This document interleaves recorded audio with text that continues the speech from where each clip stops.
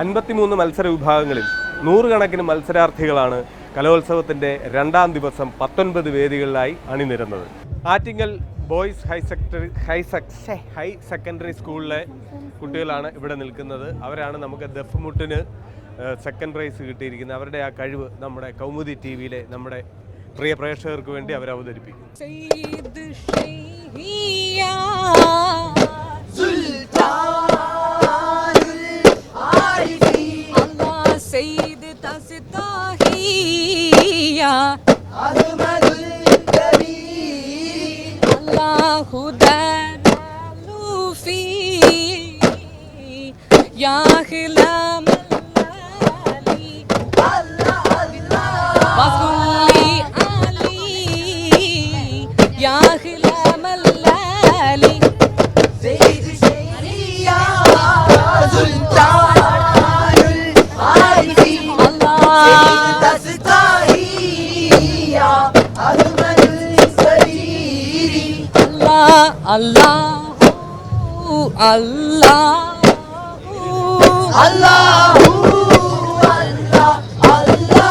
ഇർഹംനാ വഖ്തിഫ അനിൽ ബാരായ അല്ലാഹു അല്ലാഹു അല്ലാഹ്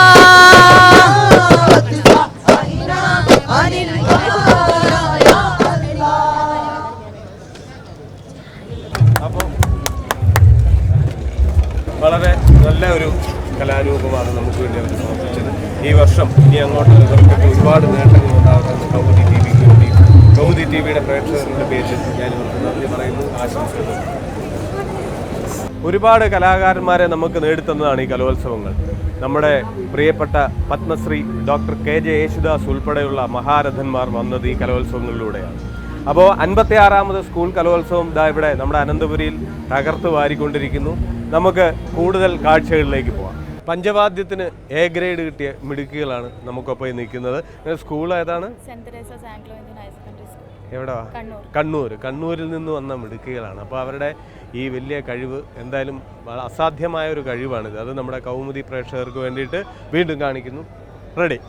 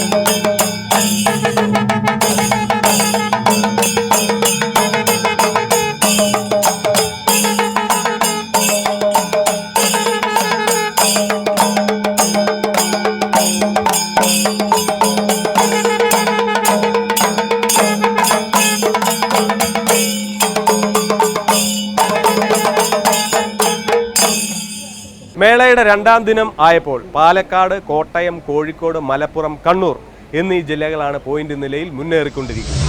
സ്കൂൾ കലോത്സവത്തോടനുബന്ധിച്ച് കൗമുദി വിഷയം നടത്തുന്ന പ്രവർത്തനങ്ങൾക്ക് ഞാൻ എല്ലാവിധ വിജയങ്ങളും നേരുകയാണ്. കേരളത്തിലെ അല്ല, ഇന്ത്യയിലെ അല്ല, ലോകത്തിലെ തന്നെ ഒരു വലിയ മഹോത്സവമാണ് ഈ കേരളത്തിലെ കലോത്സവം. അതിൻ്റെ പങ്കാളിത്തം കൊണ്ടും അതിൻ്റെ വിജയകരമായ നടത്തിപ്പ് കൊണ്ടും ഈ കലോത്സവം എല്ലാവരുടെയും ശ്രദ്ധ പിടിച്ചു പറ്റിയിട്ടുണ്ട്. ഈ വർഷവും ഏറ്റവും നല്ല നിലയിൽ സംഘടിപ്പിച്ചിരിക്കുന്ന വിദ്യാഭ്യാസ മന്ത്രിയെയും വിദ്യാഭ്യാസ വകുപ്പിനെയും അതിനോട് സഹകരിക്കുന്ന അധ്യാപകരെയും എല്ലാവരെയും ഞാൻ അഭിനന്ദിക്കുന്നു. നമസ്കാരം. നമ്മുടെ അനന്തോത്സവത്തിൽ പങ്കെടുത്ത ഒരു വലിയ വ്യക്തി ഒരിക്കൽ നിങ്ങൾ കേട്ടു പറയുകയുണ്ടായി, ജാതി മതവും രാഷ്ട്രീയ ഭേദവും എല്ലാം മറന്നു പോവുകയാണ് ഈ കുട്ടികളുടെ കലാപരിപാടികൾ കാണുമ്പോഴാണ്. ശരിയാണ്, കലയ്ക്ക് മുമ്പിൽ മാത്രമേ ഉള്ളൂ വിഭാഗീയത ഇല്ലാത്തത്. നമുക്ക് സന്തോഷവും മനസ്സിന് സമാധാനവും കിട്ടുന്ന ഒരുപാട് കലാകാരന്മാരുടെ കലാപ്രവൃത്തികൾ, പ്രകടനങ്ങൾ നമ്മൾ കണ്ടുകൊണ്ടിരിക്കുകയാണ്. പിന്നെ അവിടെ ഇവിടെ ചെറിയ അപ്പീലുകളും കാര്യങ്ങളൊക്കെ വരുന്നുണ്ട്. അത് ഈ പറഞ്ഞ പോലെ അപ്പീലില്ലാതെ എന്ത് കലോത്സവം. നമുക്ക് വീണ്ടും കാണാം. ബൈ.